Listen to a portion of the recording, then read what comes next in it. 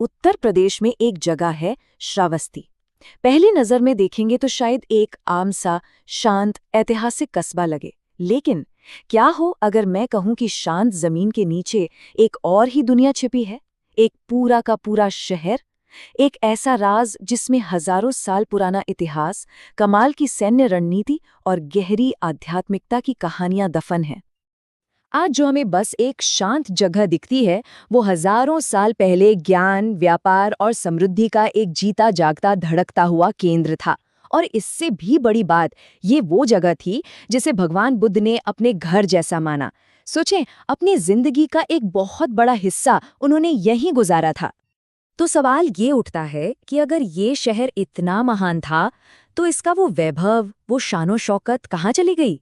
क्या जो कुछ हमें आज इसकी सतह पर दिखता है, बस उतनी ही है इसकी कहानी, या फिर असली राज हमारी नजरों से दूर कहीं और छिपा बैठा है? जी हाँ, श्रावस्ती का सबसे बड़ा, सबसे गहरा रहस्य जमीन के नीचे छिपा है।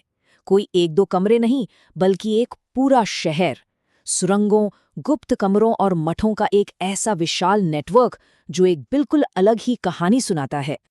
तो सबसे पहला सवाल जो दिमाग में आता है वो ये है कि आखिर इतना बड़ा भूमिगत शहर बनाने की जरूरत ही क्यों पड़ी होगी? देखिए, ये कोई हादसा तो था नहीं। इसके पीछे एक बहुत सोची समझी गहरी रणनीति थी, और इसके मकसद भी एक नहीं बल्कि कई थे। जब इतिहासकारों ने इसकी वजहें खंगाली, तो तीन बड़ी वजह सामने आई। पहली, हमलों के दौरान छिपने और अपनी सुरक्षा के लिए। दूसरी, बाहरी दुनिया के शोर शराबे से दूर गहन ध्यान और साधना के लिए। और तीसरी, घेराबंदी के समय शहर को जिंदा रखने के लिए बनाए गए गुप्त रास्ते। जरा उस जमाने की कल्पना कीजिए। उत्तरी भारत के राज्यों में लड़ाइयाँ, युद्ध, ये सब आम बात थी। ऐसे में भिक्षुओं, शाही परिवार और दूसरे जरूरी लोगों की सुरक्षा एक बहुत बड़ी चुनौती थी। तो हमलों के दौरान ये भूमिगत रास्ते और कमरे ही उनकी सबसे महफूज पनाहगाह बन जाते थे। लेकिन बात सिर्फ जान बचाने की नहीं थी, इन जगहों का एक आध्यात्मिक मकसद भी था। जमीन के नीचे, जहां कोई शोर और रोशनी ना पहुंचे, वहां खास गुंबद के आकार के कमरे बनाए गए। इनकी बनावट इतनी कमाल की थी कि यहाँ मंत्रों की गूंज घंटों तक बनी रहती थी। मतलब गहन ध्यान और एकाग्रता के लिए एकदम परफेक्ट माहौल। और फिर आता है इसका तीसरा और शायद सबसे चालाक इस्तेमाल। सोचिए, दुश्मन ने शहर को चारों तरफ से घेर लिया है, अंदर आना जाना बंद। ऐसे में यही सुरंगें शहर की लाइफलाइन बन जाती थी। इन्हीं के जरिए गुप्त रूप से खाना, पानी और जरूरी संदेश एक जगह से दूसरी जगह पहुंचाए जाते थे। अब ये सब सुनने में तो बड़ा दिलचस्प लगता है ना? लेकिन सवाल ये है कि क्या इसका कोई ठोस सबूत भी है? तो जवाब है जी हाँ, बिल्कुल है। आर्कियोलॉजिस्ट की खुदाई ने इन सारी बातों को सच साबित कर दिया है। जब जमीन खोदी गई तो एक के बाद एक चौंकाने वाली चीजें मिली। अंडरग्राउंड कमरे, सुरंग जैसे रास्ते, पानी जमा करने के लिए कुएं, और तो और ताज़ी हवा के लिए वेंटिलेशन शाफ्ट तक का पूरा नेटवर्क मिला है।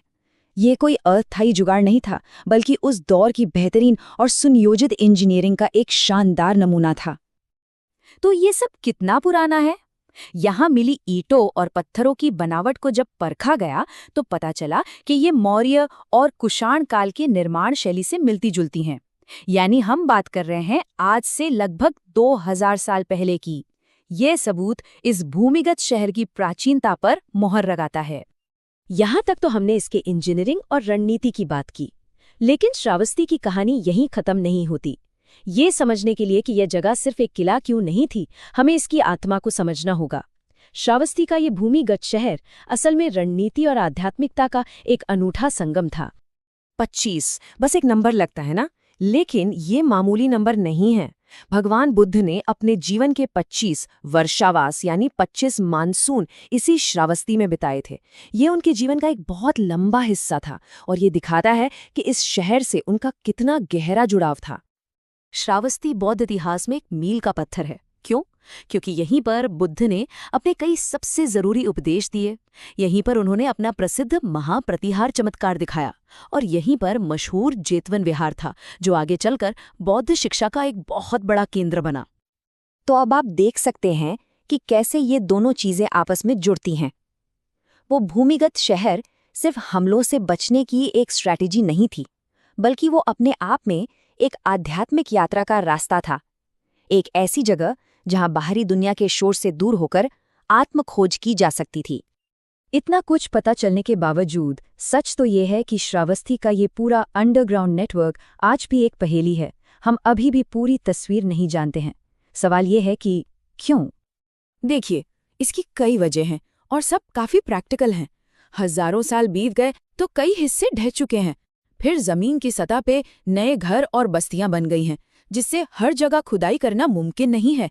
और इन पुरानी नाजुक जगहों पर सुरक्षित तरीके से खुदाई करना बहुत ही धीमी और मुश्किल प्रक्रिया है।